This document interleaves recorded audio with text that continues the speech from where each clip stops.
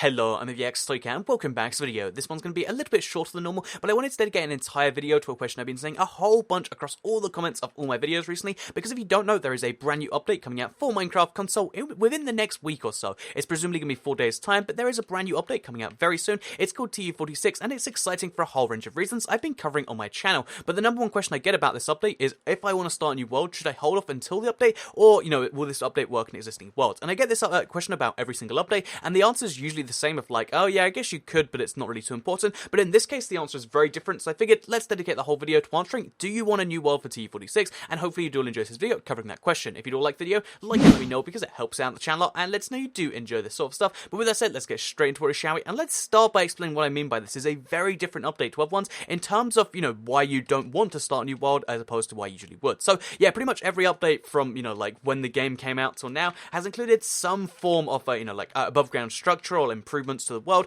that makes you want to start a new world, whether it was clay generation in TU3, or whether it was, actually finding strongholds, abandoned mine shafts, whether it's like witch huts or desert temples. There's usually something you can find in the overworld, or new biomes. Like there's big updates to the overworld that make it so you kind of want a new world with updates sometimes. However, this update doesn't do anything to the overworld. Instead, all the changes it makes, for the most part, as far as world generation goes, are actually to the end. And the cool thing about this update is it also adds a reset end switch, which means that unlike every single other update where I'd recommend, oh yeah, if you want to start a new world, wait till the update comes out, this is one where I say, if you want to start a new world, do it now, a few days before the update comes out, because then you can do some of the preparation stuff for this update, because there's no changes to the overworld. However, and when you do find your end portal, when you're ready to do that, you can reset it. So that means the moment this update comes out, because this is my world that I've got ready for a Race to the Elytra live stream, where I'm going to be racing as fast as I can from, hopping into the end of the Elytra. It's going to be a fun time. But yeah, I set this up beforehand because there's no downside to doing so. Like, rather than wasting time, doing stuff you've already done, like, finding your stronghold, which you might want to do, but, if you don't want to do that, you want to get that out of the way now, then,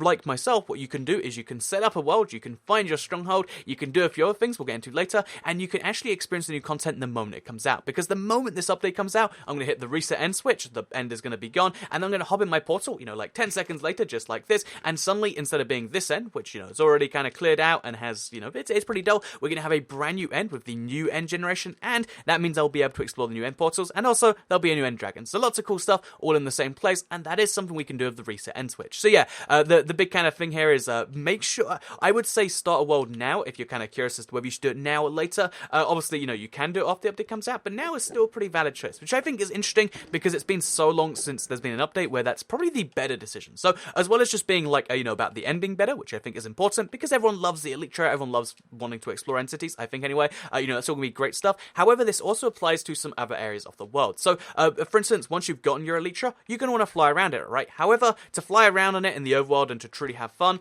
then you're going to want to do one particular thing, which is, of course, you want to have like high points so that you can fly off them. So in my case, I've built myself 2 giant ladders so far. I might build another one before the update comes out, maybe on a weekend live stream. I've got a couple of like giant like towers, one over there, one over here, which means if I want to just fly from one to the other, I can do that. And yeah, you need vertical height for the Elytra to properly work. So yeah, you might want to, if you have a survival world that you play a lot on, or if you just want to, be ready to fly non-stop all over your world, you want to get yourself a bunch of Elytra towers done. And the other thing, if you're going to be flying a lot and you want to be ready for that, you need to have 2 things set up. You need to have an anvil, because you need an anvil to repair Elytras, and you want to have a lot of leather. So I've been collecting leather, getting rid of that stuff, because that's how you repair Elytras. They never break, truly, but they do become unusable once they hit 1 durability, which means you'll want to, use an anvil, which here's the iron bars. You're going to want to use an anvil, craft one of those, and make that happen. So boom, yeah, what you want to do is you want to have anvils, leather, towers, and stuff in the overworld. Again, that's kind of optional, but that's a thing right there. So, yeah, to kind of summarize today's video, do you need a new world for the new update? No, none of the new content is going to be locked behind a new world,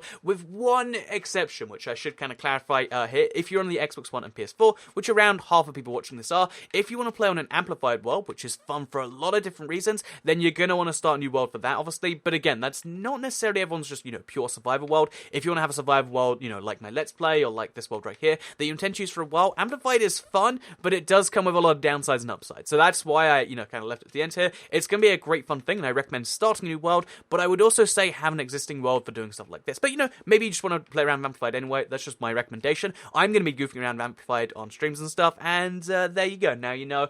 Do you need a new buff for the update? No, you don't. So hopefully you did all enjoy this video. Like I said, it was a little bit short, but I hope it taught taught you something about something, and maybe, you know, has eased some fears you had about the update. Either way, I hope you did enjoy it. Like it if you did, because it helps out the channel, and let us know you do like this sort of video. Share if you really liked it, and subscribe if you're new around here, because I make videos like this one every single day on my channel, and if subscribed, you'll see them daily on your homepage. There is another feature preview coming out later today, and besides that, yeah, we're really, really close to the update, something like 4 days away now. I'm super pumped. Anyway, thank you very much for watching. Bye.